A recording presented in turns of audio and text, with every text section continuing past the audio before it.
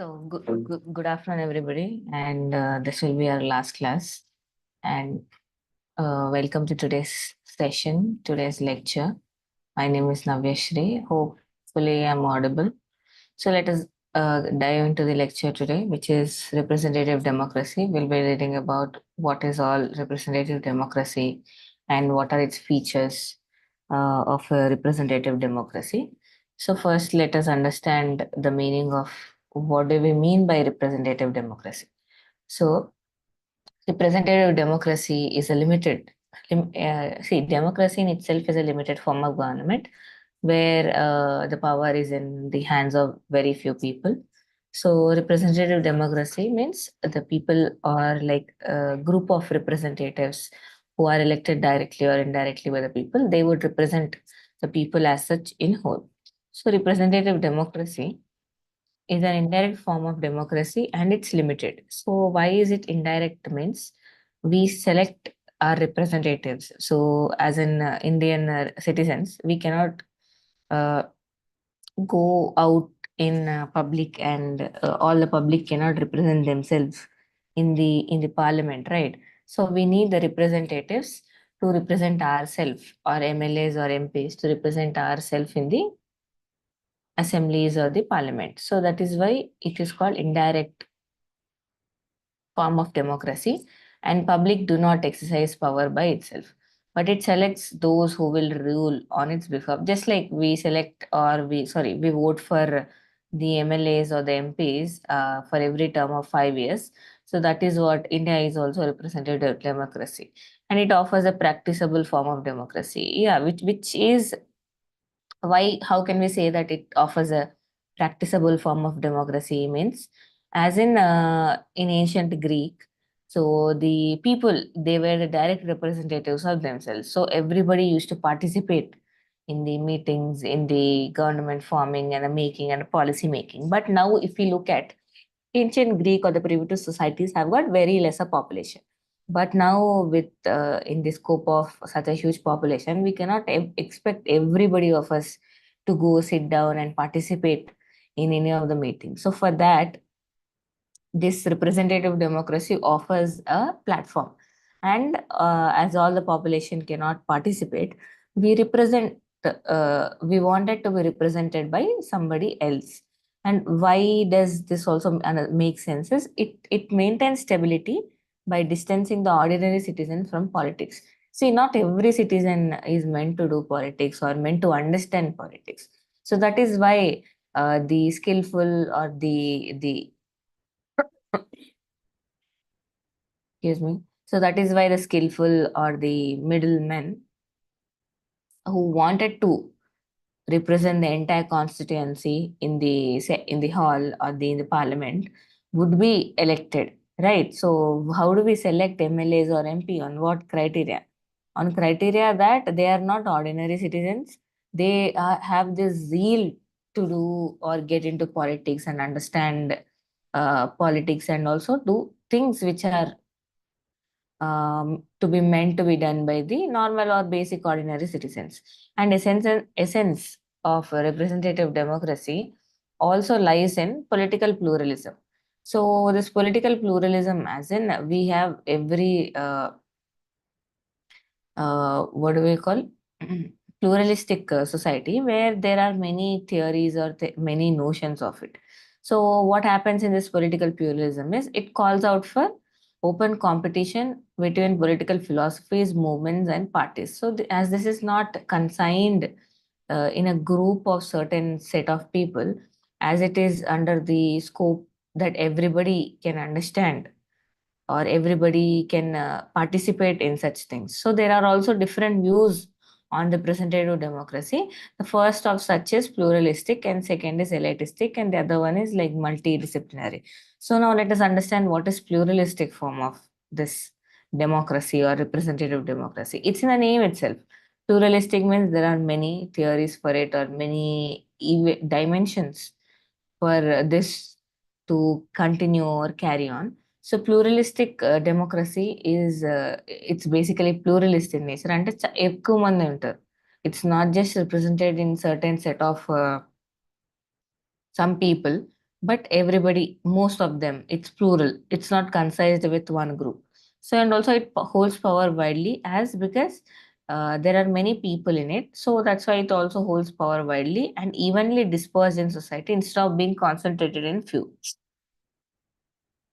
So what happens here is the pluralistic form of democracy, the power structure or the policy making zeal or the representation would be dispersed around all the categories of the people.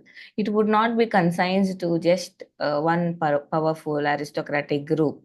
Okay, where they can hold the power and they can mold things as per their need and time. But rather, this is dispersed in society instead of being concentrated in the hands of few. Now, the theory of group politics, in which individuals are largely represented through the membership or organized groups, ethnic groups, and these groups have access to policies. Now, if you can understand what are such whole different groups. So, see, although it's pluralistic in nature, the power is of ratherly concentrated in a certain set of group. All the groups were involved so that they can represent themselves, their voices could be heard. So the same thing, the theory of group politics in which individuals are largely represented through their membership of organized groups, ethnic groups, and these groups have access to the policy making process. So we can say the power has not been concentrated in hands of some family, powerful family, and all. Now, the second such group is elitist. So, elitist means it's a minority. It's not a huge in number. It's a minority group who would rather control the power. Here, the power is not dispersed among all the various groups, but rather it got fixated into one strong, powerful group. And this group is wealthy, it's powerful, and privileged. So all rest with them. Then they are also called as elite or the minority group because they are fewer in number, but although fewer in number, they are very powerful. So we can go with them being elite and they are the minority in number. So example, elite theory is as such certain theory. Has been developed by Mosca, Pareto, and Michael. So here they see that elite rule as being inevitable and unchangeable is a fact of social existence. So elite means no doubt this has to be concentrated in a family of few or a group of few members who are minority in number. So although being minority in number doesn't stop them from controlling the power scenario. So this majority rule is a practice which is priority is accounted to the will of the majority. And the other third view is rival view. So what do they do is amount of disagreement about meaning and organization and significance of representative democracy. This rival view, all in all, is against the elite rule and the pluralist rule. Why? Because they think that this is not correct method for any representative democracy or for any power structure to be rested with. So now let us understand the same thing. So representative democracy is interpreted in different ways in different theories. So now let us understand what is democracy.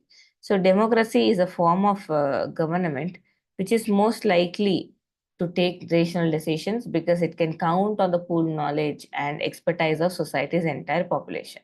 Human beings, because they are free, are best able to develop their own natural capabilities. So, summary of pluralist theory view or elitist view or the rival view, they all in all we have to agree that democracy is the best form of government because not just because power is concentrated in the hands of the few or power is dispersed all over doesn't stop us from admiring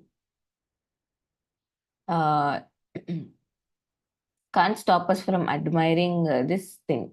You can find the lecture in YouTube. It will be there in YouTube. So democracy is in form of government which is most likely to take rational decisions because it can count on pooled knowledge and expertise.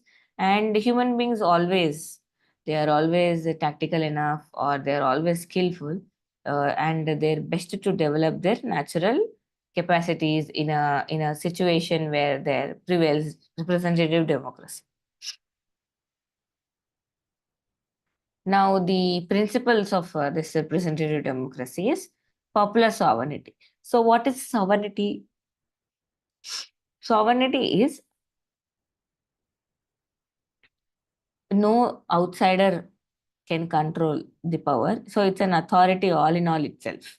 It's a whole package, authority in all itself, and it is the ultimate source of public authority, and ultimate source of public authority, which is people. And also, government will reflect what people want, and people participate in political processes. This information is available, and the debates are done. And the majority rule follows political sovereignty means political sovereignty means ultimate source of people. So, am I audible now? So, it means ultimate source of people for all public authority.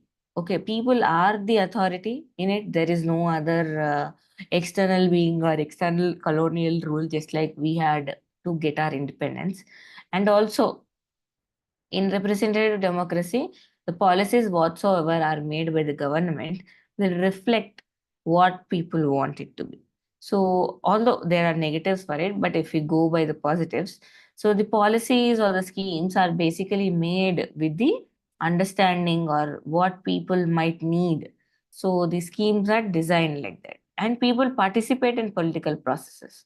So, how people participate in political processes, because it's not just consigned to a group of people. It's an open system, and anybody can participate in it. So that is why the people participate in political processes. So, and also the information as such is available, and debates are done for the basic understanding of representative democracy. And also, it is ruled by the majority. So, what is ruled by the majority? It is not just concentrated in one group of people, one set of people, but rather many groups of people, many sets of people. Okay. So, that is how the principles of sovereignty is. Now, next one is political equality. So, now what is political equality? Political equality means each and every person is equal. How they are equal? I mean, where they are equal in conduct of public affairs. And also, this has to be irrespective of their caste, creed, sex, and religion. So, there should be a political equality. The representative democracy establishes political equality.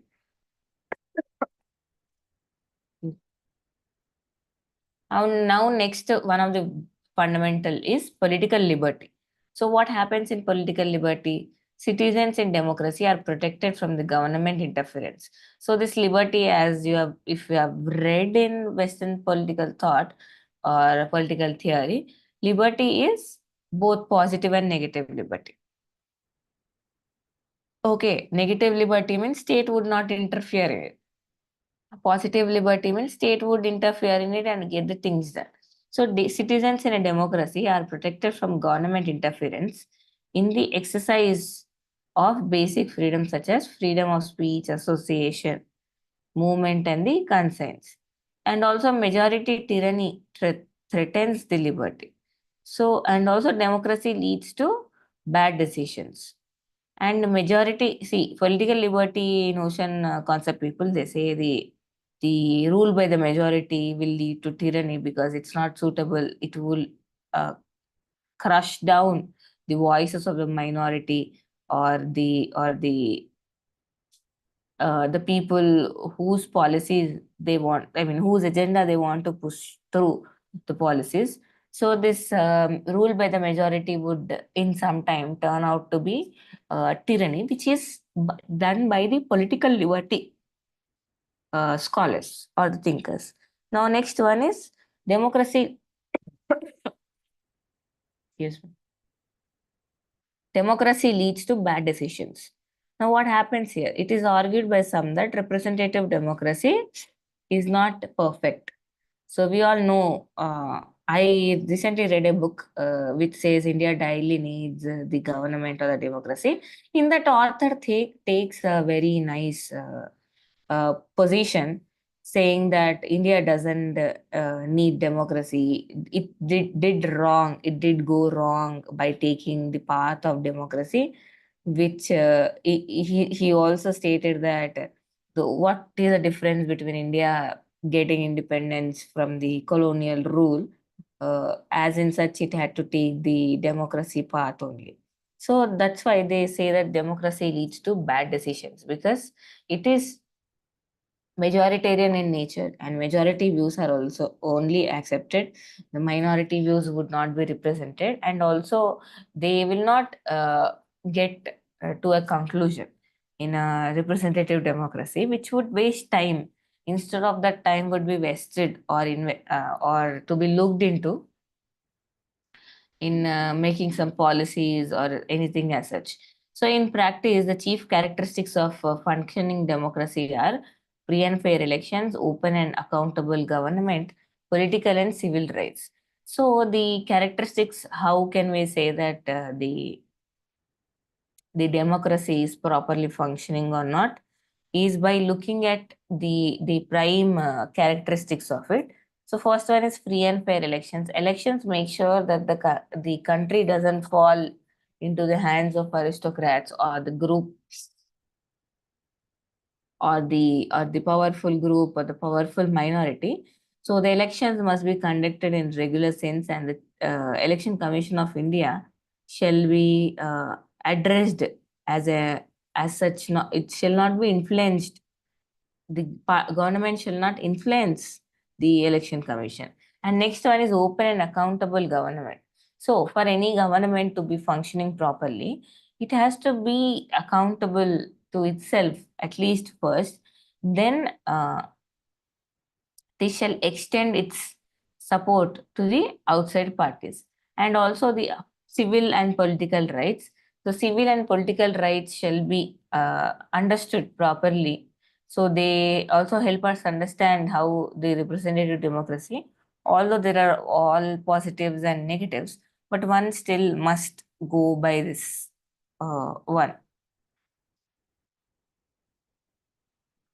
Now, another fundamental is political parties. The political parties play a crucial role in political processes, and they determine the operational character of the democratic system.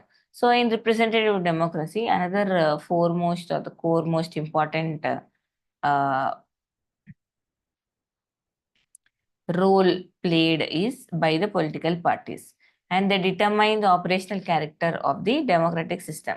So how the political parties are established over a period of time. So in that, these political parties, uh, they have different manifestos, they have different agenda, so they can only impart their wholesome personality or the excuse me, or their the method in which they can operate to such things, and also they seek to achieve their objectives through constitutional means. So they are not just aristocratic group, but they would follow the rules and regulations only. As such procedures only they can get into, or they can achieve their objectives, which are to be compulsorily done by constitutional means. And now a political party aims to further national interest rather than the sectional interest. So the political parties, as they are rather all over India, are to confine to only certain pockets of India, like regional parties, state parties, or the national parties. So these political parties have further national interest than the sectional interest. And also it tries to capture power to enable it to further public interest. And the next one is parties should mold public opinion. So now what happens here is the political parties can stimulate the present interest of the people. So why, see, out of all these leaders, why do we remember only like some of them? Because the either the party they represent or the work they do or the views they follow by. And also the political parties not just ignore people's opinions or the people's problems, but they would rather just understand the why they act the certain way that they act. So the political parties mold option open. Political parties stimulate the interest of public. So political parties, see, suppose you remember one leader. So if at all you follow elections precisely, this leader belongs to one of the party, and they they control the role and the conduct of the exam, and also they impose their what do we call their objectives on onto you. So this is how the political parties must take the public opinion, etc. will come into the picture. Now, another few of the fundamentals is political party also form the government, but also the party which is not in power but has the majority of the seats next to the political parties, they can act as a checks on the government, either through the directly calling off by the governor, and governor sitting with the two political two leaders of the two houses. So in that way the political parties can act as a check on the government, and they form link between the government and the people.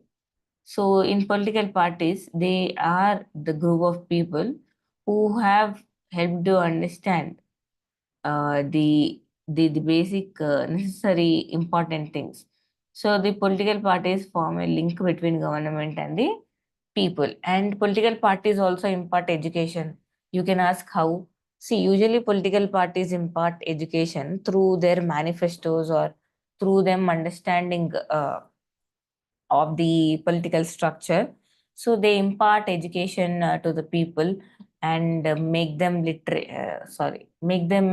be an educated human beings in terms of politics. And also political party act as an unifying force. Suppose there are different set of people with different backgrounds, so there has to be a common party which can help them, or which can unite them, fighting for their own colony or anything as such.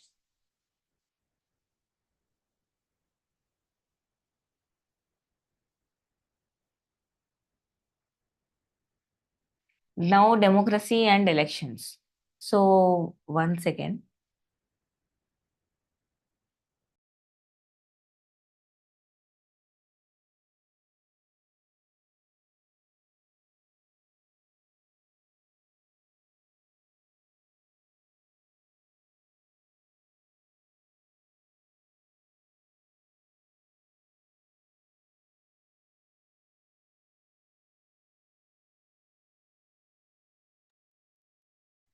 So, the democracy and the elections. So, in democracy, how do you elect somebody? It's through elections only, no? Then only we can call it democratic elected government.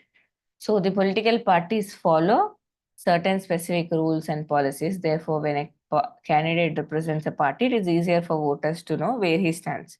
So now, what is this? This is basically the party manifesto. See, why do you think that people? So, excuse me, why do you think that the political parties release their political agenda or political manifesto? It's not just for the other party, or to letting know that other party or put them under pressure, but rather it helps understand what is their stand on, or how do they view certain topics, and what are their opinions on the issues that has been going on in the constituency. So the political parties, this manifesto helps them understand better, much better about the candidate that they are representing in that constituency. And also this gives the voters a better understanding of the political party, or better understanding of the views or the position their elected representatives would stand on. And now the party the party candidates gets funds from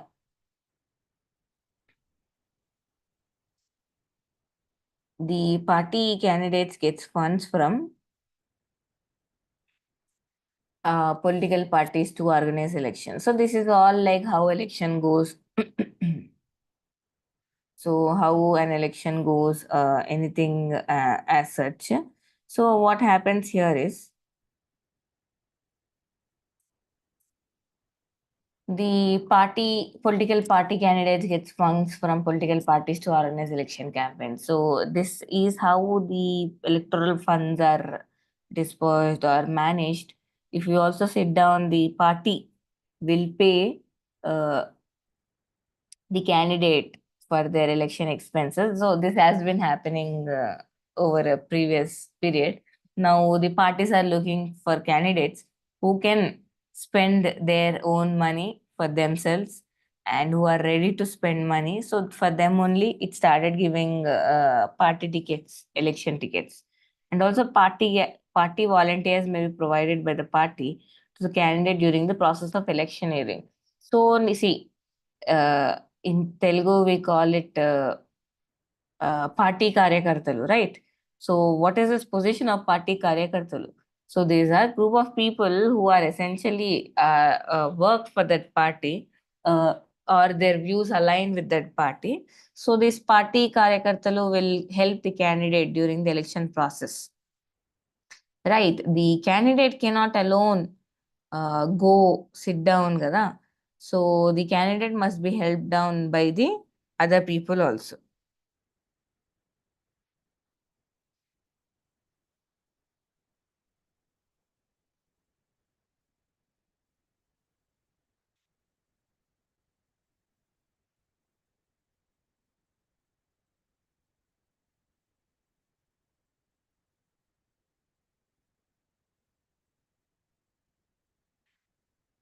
So the party volunteers may be provided.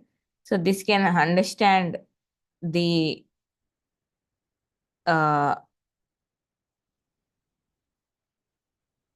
so the leaders of the party canvass for the party candidates and address their rallies.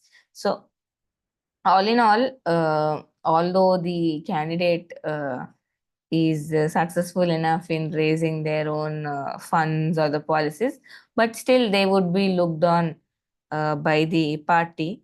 So they would still be considered seeing such things. So the leaders and the party karyakartalu or so them should be understood.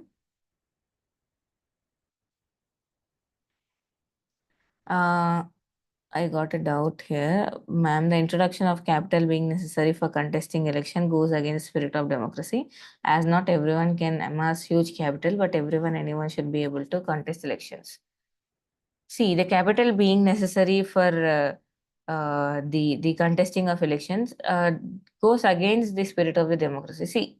See, democracy, although it's goes against the spirit of the democracy, it's the election funding that we are talking about. It's not about the behind the doors that election spending money or the money they give to the constituency members in order to vote for them, but rather it does take money for initiating a rally, right? It does take money for printing out posters. It does take money for advertising a person for himself. So that is the main purpose for the election funding or the election money that the candidate expected to raise, but not rather it got turned out to be giving vote ki note ki vote, not that spirit that we are talking about here. So see, as it is democracy, it must be addressed that this has been just done from the purview of the campaigning for the candidate. And also, as not everyone can amass huge capital, but anyone should be able to contest elections. Yes, of course, you can contest in elections as an independent candidate. Nobody is stopping you from contesting as an independent candidate. Let's not suppose if you wanted to get into through some party. So, although uh, It's just that parties will and the wish that they can deny you, they cannot deny you. So you can still contest elections as an independent candidate, and it's up to you to. So how do you make sure that you get into the actual position or anything as such? And next one, considering the capital rising. See, earlier the candidates or the tickets to the candidates are given on the basis of how loyal they are to that party, and how their views basically align with the views or the manifesto or the agenda of the political party. But rather these days, uh, considering the tickets are basically given to people who can raise money for themselves. So this is also, this is not something that is against the democracy. Say, let's suppose look at the American elections. So American elections, the ticket is given to the candidate who can raise funds by himself. The party is not interested in raising the funds for him or spending any money for him for the election campaigning or anything. He should be in a position that the candidate can raise their funds by himself. So these funds could be self or through any company sponsoring, etc. But here in India, if we see that the usually the candidates are mostly they don't go by the party's viewpoints. They have their certain set of viewpoints. So that is why we also see another drawback is we also see unstable governments, or we also see the defection cases that happen because they don't have anything to be there with that party. It's just their money, and they have been given ticket for having money or spending or raising their own uh, funds. So this is how it is done. Yeah.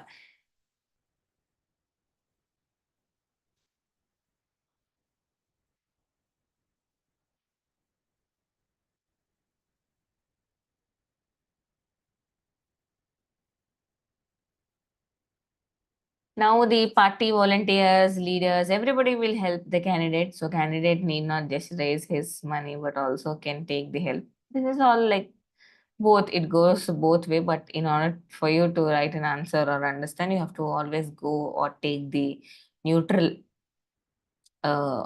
steps. You cannot go the drastic heavy.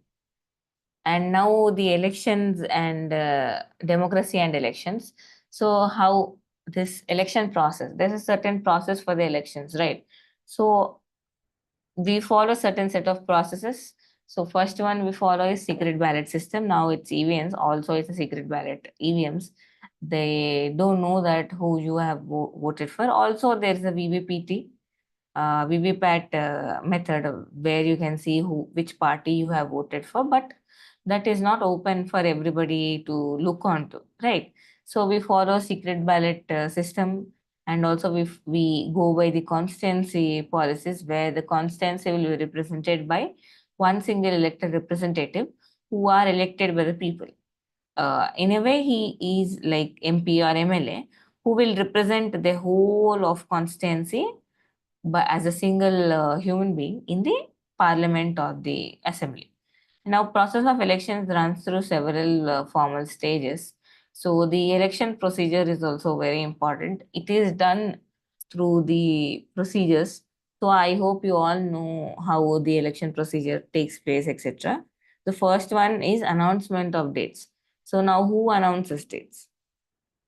Who announces dates? The election commission will announce the dates.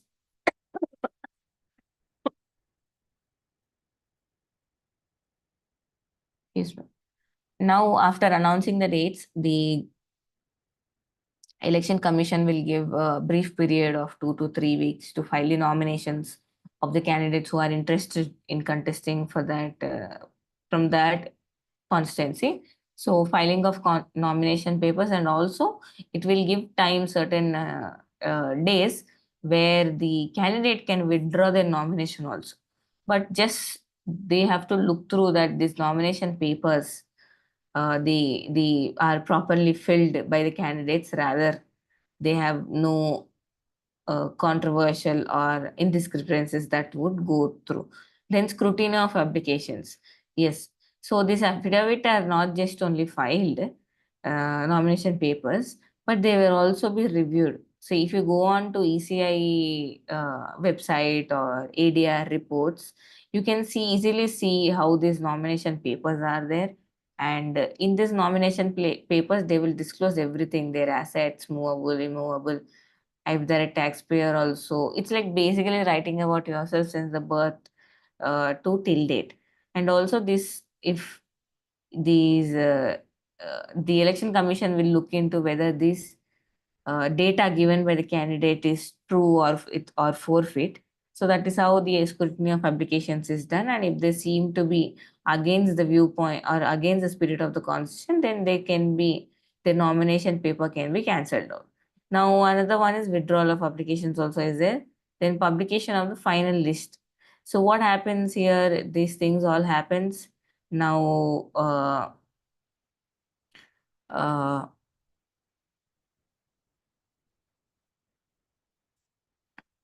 I yeah. So the application and all will happen, and after the scrutiny, or if any controversy candidate is there, they can be left out. So now the publication of the final list will happen. This final list will be represented on the EVM machine alongside their photo, name, and the party they belong to. Now the and also another important aspect of elections is campaigning. So campaigning can decide, or if you go for campaigning, you can understand if this party is going to get win election this time or not. So it is all decided by the people of the constituency, but they must be let known that this is what the candidate I will be voting for, or this is what the candidate that pushes me to vote for. So these all things will happen. Now the casting of vote will happen. After that, after, after that, the counting begins. Yeah, after a brief period of time, they'll begin counting. Then they'll announce result. Then that after that announcement, then the government is formed. So this is the basic election procedure. Now the democracy and gender representation. This is actually unheard, or this is scarcely represented, especially with 33% of seats being reserved to women in parliament and assembly. So this has come, we have to talk about the representation of women in politics. So this wave of this democratization began in mid 1970s, which brought about competitive electoral, and many two countries like Latin America, East and European nations have said to have excuse me, have said to have brought about the competitive electoral politics. How this competitive electoral politics, or where does it happen? It happens in representative democracies only. Right. You cannot have an aristocratic family, and you cannot say that our nation is more open and it's competitive. We care for the people position or something. Now, political parties are conducted in most democracies. So, but also doesn't mean that women have drastically increased their size of the population. So let's suppose if we look at the cabinet committees or the cabinet members, cabinet ministers, the most of the positions are filled by the men only. So there will be very scarce representation of women in in executive offices itself. So where do you expect women to be in political parties? So now again, what happens is women are basically they are constrained because they feel that politics is something that it's in public space, and also it's placed uh, on their things. So the constraints are placed on them by the representatives in private sphere, and also they get lot of negativity or a lot of criticism, which things that they think that their life would be taken or it will be shaken by getting into the politics. So there's a little basic fear for women coming out together and participating themselves. And also the some of the political parties are basically less interested in giving party tickets to women. And there has been a recent study that the political parties give women tickets where there are more number of share of voter of men in that constituency, and also they are interested in giving party ticket to the dynastic women. Dynastic means the people who have her previous generations who have been in such political positions. So the all the women representation is there, but most of the women that has been represented are mostly like dynastic families. So while the previous generation have been in the politics, so that is how the ticket has been given. And also the women, suppose the seat for women has been filled, in most of the cases this will be run by like the second hand government, by their spouse or by the male members that are in the house. So that is a basic argument or always an general argument for such things. And to participate in conventional political activities on same terms as men. So basically there is no space. So if there is no space, in order to increase that space, this representation, compulsory representation shall come from the government. Right, then only we can make sure that the participation of women is also increased, because they form almost 50% of the population. So this is how it goes on. And the women representation bill, Nari Shakti bill, is also very important. You can go through that act. Now, safeguards. How can democracy be safeguarded? One should have faith in democracy. This faith will help them understand things better. And also universal education. So education is different, literacy is different. Although you are a literate, we need not say that you are also educated. I hope you get the difference.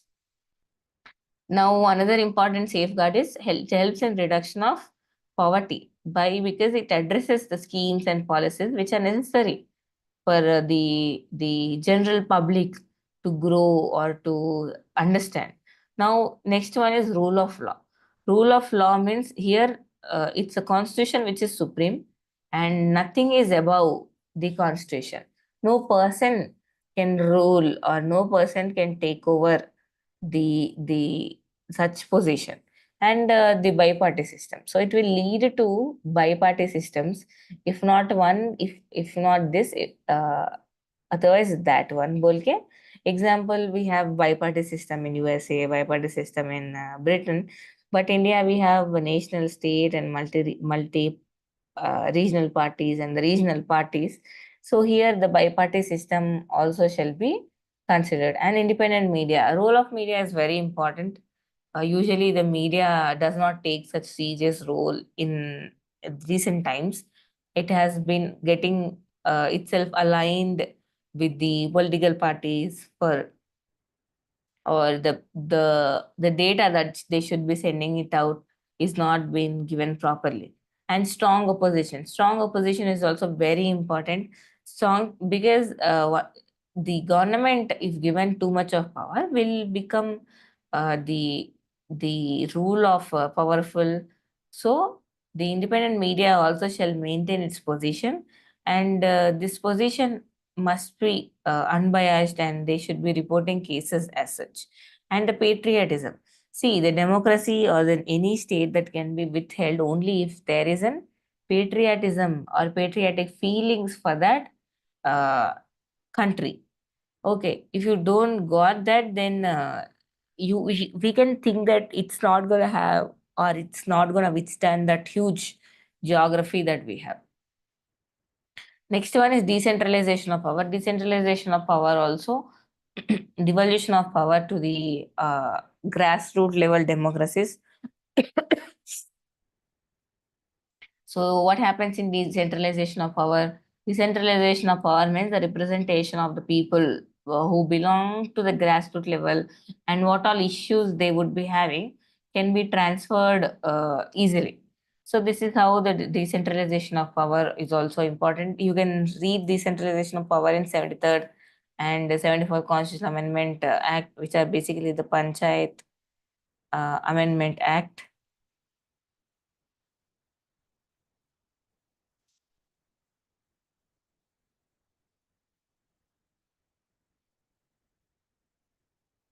So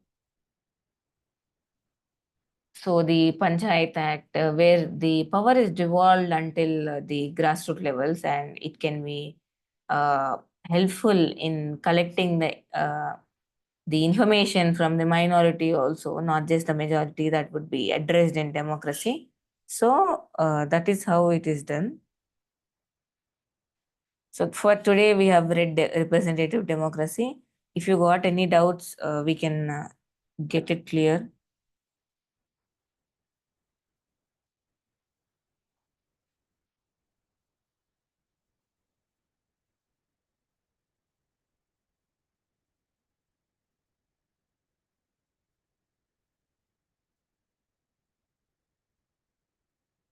So any doubts?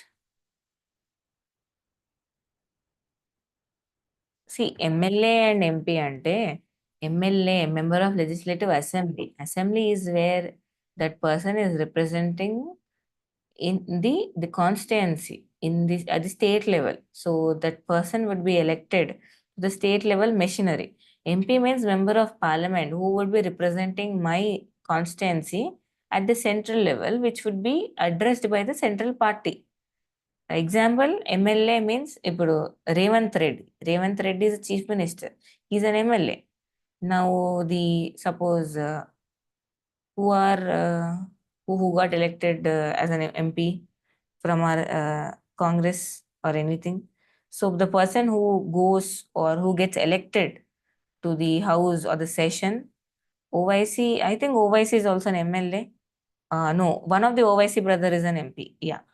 Yes. So they represent the party, they represent the constituency, the central level. So they push for the policies. They argue on behalf of the state. Okay. Here MPs, they argue on behalf of the constituency for a better policy making. So that is the difference. And also there's the difference in the division of constituencies also. Soon we'll have the delimitation commission where the boundaries could also be altered, where the constituencies could be increased or decreased also, we never know. And any other doubts?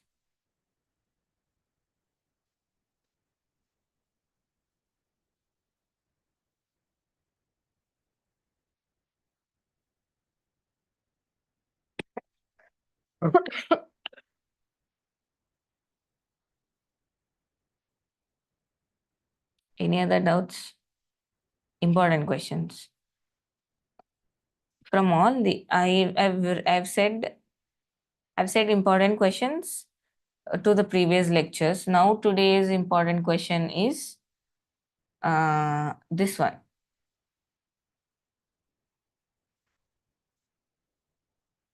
They'll ask you like what is representative democracy. Then you can explain the definition. Then you can go with the viewpoints that they go, pluralist view, elitist view. Then you can say the representative democracy, it is still good. Then the principles of representative democracy and the fundamentals of representative democracy. Then democracy and election. Suppose they ask you about the democracy procedures and election procedures, then you can go hands on hands by explaining how elections are held, how it is important to follow such procedures. Then you can also add on the point of women and gender representation. If suppose a question comes separately, like they might ask how do you think that the participation of women should be increased in the political activities, etc. Then the safeguards and always end the answer with the the conclusion or the critical points or the important concepts. You so that's how you can go for the thing. And any other thing.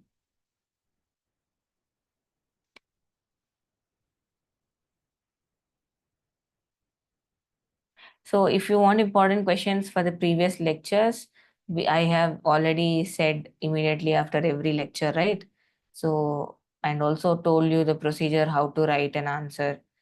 You are always at liberty to go with flow charts or go with a pictorial representation, and read the question properly. There would always be three questions or four questions in a single question.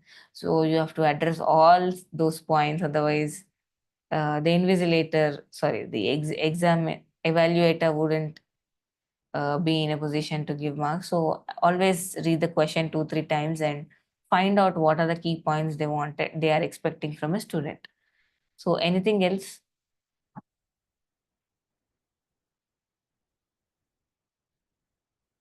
So if not, I'll end the lecture here.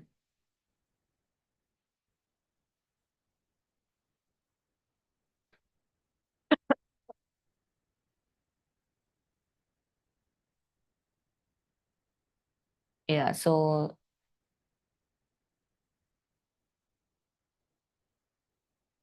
I always forgot to introduce myself. So my name is Naveshri,